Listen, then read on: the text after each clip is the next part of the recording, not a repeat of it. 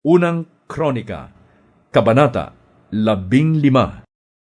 Nagpagawa si David para sa kanyang sarili ng maraming bahay sa Jerusalem.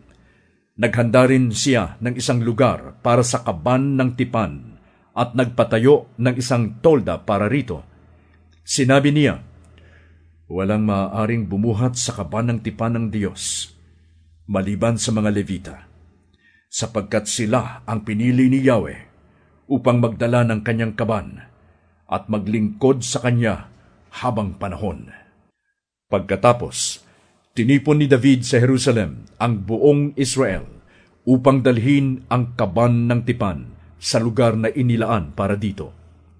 Tinipon din niya ang mga mula sa angkan ni Aaron at ang mga Levita, sa angkan ni Kohat, si Uriel at ang 120 kamag-anak na pinamumunuan niya, sa angkan ni Merari, si Asayas at ang pinamumunuan niyang 220 mga kamag-anak, sa angkan ni Gershon ay si Joel at ang 130 kasama niya, sa angkan ni Elizaphan si Simayas at ang 200 mga kamag-anak na kanyang pinamumunuan, sa angkan ni Hebron si Eliel at ang 80 kamag-anak niya, at sa angkan ni Uziel si Aminadab at ang pinamumunuan niyang 112 mga kamag-anak.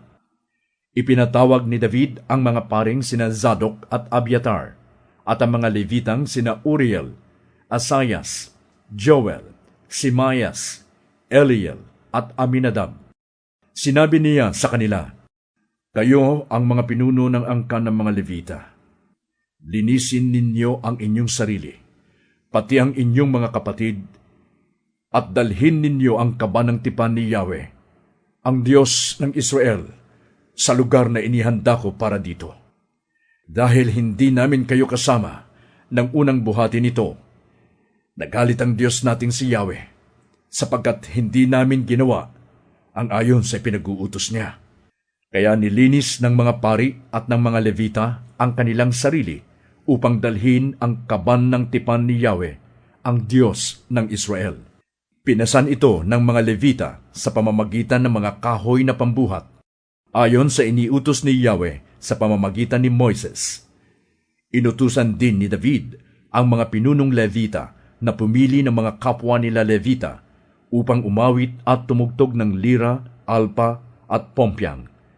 Kaya kinuha nila si Heman na anak ni Joel, si Asaph na anak ni Berechias, sa angkan ni Merari, si Etan, anak ni Kusayas.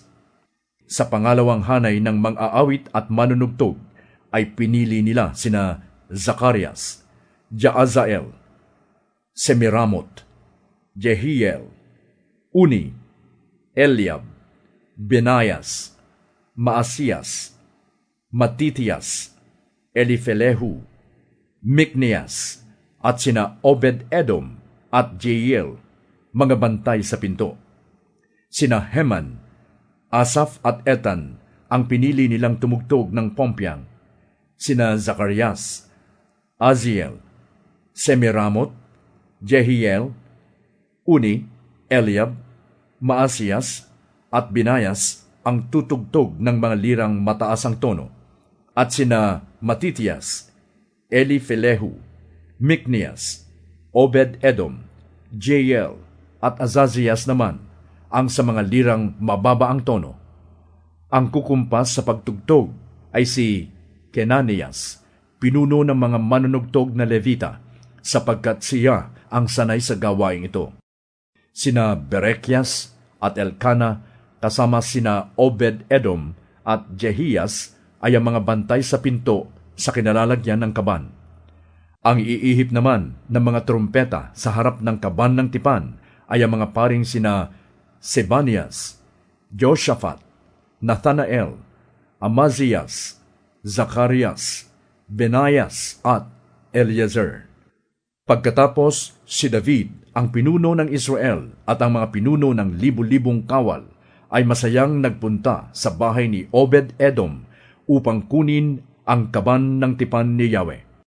Sa tulong ng Diyos, nadala ng mga Levita ang kaban ng tipan.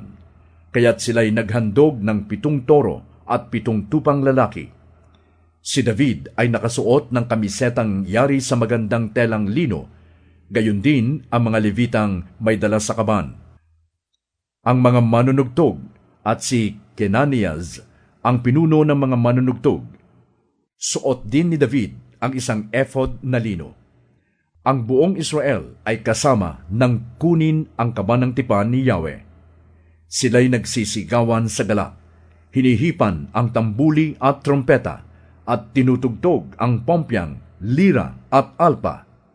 Habang ipinapasok sa lunsod ni David ang kaban ng tipan, si Michal, anak na babae ni Saul, ay dumungaw sa bintana. Nang makita niyang si David ay nagsasayaw sa tuwa, siya'y labis na nainis.